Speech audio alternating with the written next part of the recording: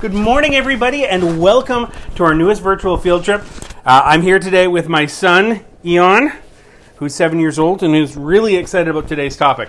I'm sorry, I'm just fixing my microphone there. So I'm really excited for today, and I think that this kid is probably pretty excited too. Are you pretty excited? Ginger ale! Yep. We are going to make ginger ale this morning, and it's actually remarkably simple. It doesn't take many ingredients, although you might not have these ingredients in your house right now. You might need to plan for it the next time you go shopping, but I'm sure we can manage that. So, good morning, welcome everybody, and let's make some ginger ale together. Now, the ingredients that we need for ginger ale, the first thing that we need is we need ginger. Could you hold the ginger and show it up, show them the camera? That's a lot of ginger. That is a lot of ginger. We don't need that much, but you do need about 2 inches worth of ginger. So we need ginger. The next thing that we're going to need is we're going to need lemons. So, do we have lemons? We have lemons. Okay. What else do we need? We need sugar. I've got sugar right here. And we need yeast. Now, speaking of yeast, there's lots of different kinds of yeast out there. There's the yeast that you use to bake with. This is yeast used for making wine. There's yeast for making beer. It doesn't matter that much for making a quick and simple soda. But if you are really sensitive to yeasty tastes, don't use baker's yeast. If you're not sensitive to yeasty tastes and you don't mind a little bit of that flavor, go ahead and just use whatever baking yeast you might be lucky enough still to have in your cupboard. I understand there's a shortage right now. So, but what I've got right here is just picked it up from a wine supply store yesterday. Just a package of yeast, and I don't even need very much of this at all. This is almost 10 times more than I need. And I happen to have, I just want to say, a few more packets. And if you comment below this video, I will make sure that we get you one of these somehow. So if you want to use this kind of yeast instead, I can send you some probably until I run out. Or use your baker's yeast at home. Whatever's up to you. Now, to make ginger ale, what we're basically doing is we're taking all of our ingredients, we're combining them together, and then we're letting the yeast do its job. Yeast normally takes sugar and turns it into carbon dioxide and a few other things. So when I say that yeast bubbles, kid, what do I usually talk about? What do we call that? Farting. Oh, that's so classy. Yes. Basically, the little yeast organisms eat the sugar and they fart a lot. Now, for something like wine, we don't actually want those farts. We let them all escape. Instead, they're also doing another job and they're creating alcohol. But that happens over a longer period. You're going to end up with basically almost no alcohol in what we're making. We're just using the yeast to do a really quick job of making those farts and sealing them up so that it creates the carbonation. So, first things we're going to do is we're going to take our ginger, and I've got my ginger right here. Let's see if I can bring you down, back to my cutting board. Okay, so first things first, here's my little piece of ginger, right? And I only need about a 2-inch piece, so let's just give ourselves about 2 inches, give or take. We're just going to quickly get the skin off the outside of it because we don't need that. Now, you can put more ginger in if you want a stronger ginger taste. If you want to have a less strong ginger taste, you can use a little bit less. It is not the essential part to make the recipe work. The essential part to make the recipe work is the sugar and is the yeast. And then we can make carbonated. So, I have my nice little piece of ginger, and now we're just going to give it a quick little grate, just like this. We want to grate it all up so that all the juice comes out. Do this without getting our fingers. It smells pretty good, doesn't it? It smells like ginger. Oh my goodness, does it ever smell like ginger? No, that looks like cheese. It does look a little bit like cheese. So there's our grated ginger. We've got that all sorted out. Okay. Next, we need to boil some water. And as it happens, I've already boiled the water. And the reason we need to boil the water is so that the sugar can dissolve more easily inside it. So, I have my water. I'll turn around the camera. And we are going to add a total of 9 tablespoons of sugar. So 1, 2, 3, 4, 5, oh my goodness, 6, 7, 8, oh, and 9. That is a lot. Now, we also want to add just a little bit of salt. Could you go get some salt for me, kid? Here. So, What is it? right over there. So, excuse me, we put just a little bit of salt in it as a flavor enhancer, and it makes all the difference in the world. You wouldn't think that, but it does. Now, the next thing that we're going to add is lemon juice. The lemon juice helps round out the flavor, and so we're going to add 5 tablespoons of lemon juice. Here. So we just want a little tiny bit, about 1/8 of a teaspoon of salt here. Coming straight in from the salt shaker. And we'll give that a quick little stir.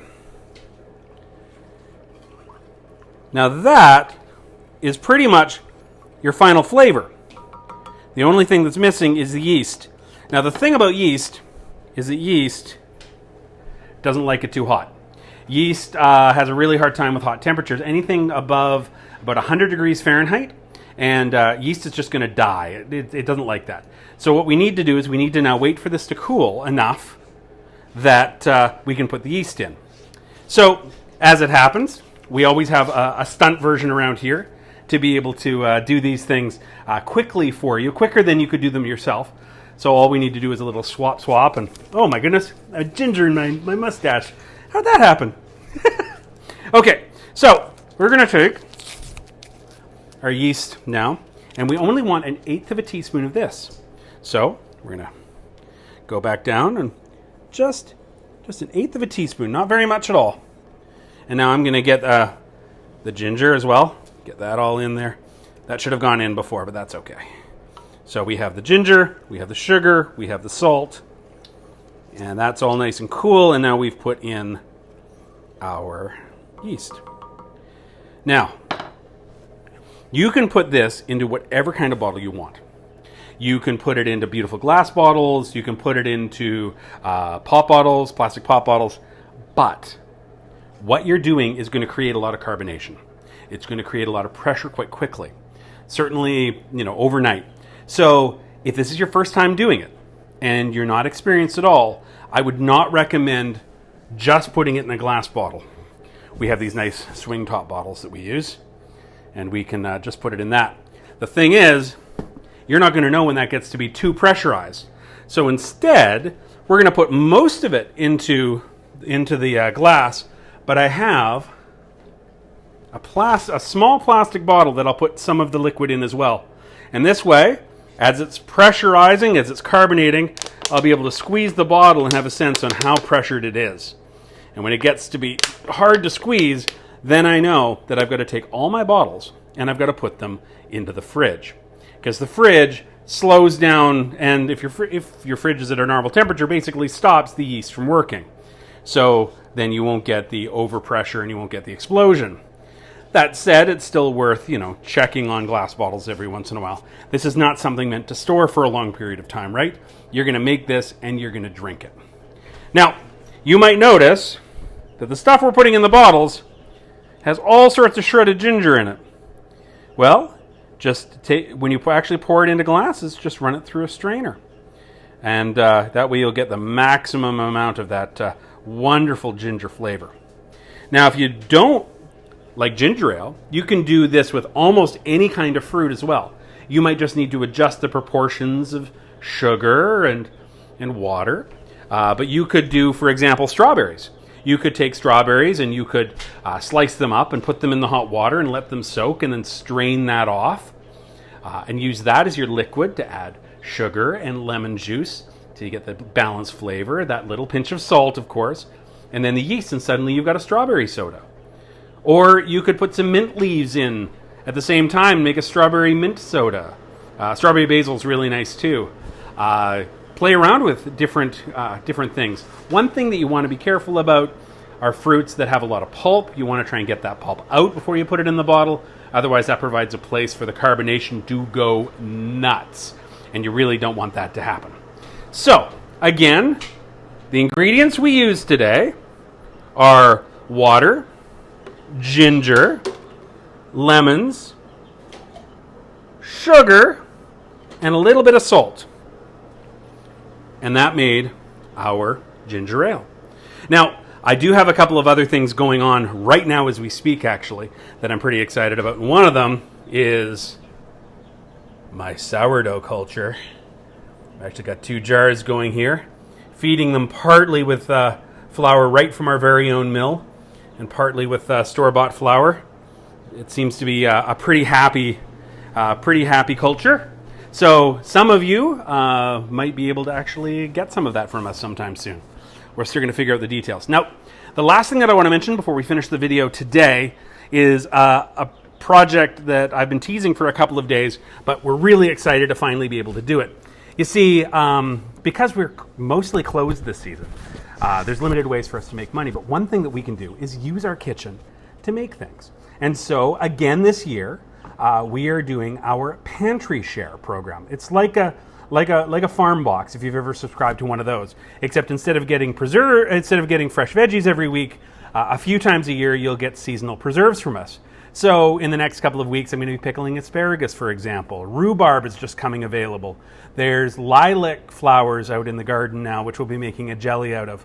All different kinds of things. So just to show you some of our products, we've got things like, these are from last year, but tomato jam, which is savory and thick, a little bit like ketchup, but spicier. We've got a mixed pickle, chow chow, classic jams, relishes, spicy pear syrup, which is basically like cinnamon and cloves, mustards, various other things. There's some pickled garlic scapes on the end there.